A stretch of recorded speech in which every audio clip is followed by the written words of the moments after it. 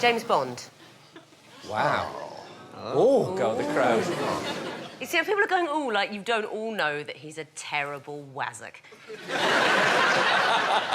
James Bond has been a repetitive, ghastly bore for decades. He used to make bad jokes. Now he makes no jokes. He manages to combine, uniquely, I think, violence and sexism with a sort of weird camp fussiness about everything he eats and drinks and does. And yet, women are supposed to find him irresistible because he has special pens. He's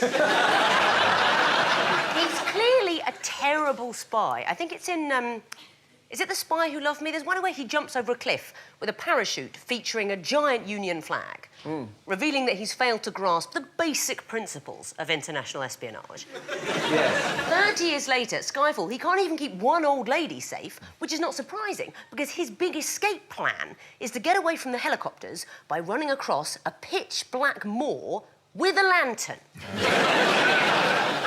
Skyfall did sort of win me back a bit. I remember, you know when you see a film you really love, I walk back to the car, you know when you kind of do like your James Bond, and when I went up to the car, I got my dibber, and it was like it was some super gadget. I just went like, I had to open the car doors, and the lights came on in the car, and I could see the baby seat in the back, and it...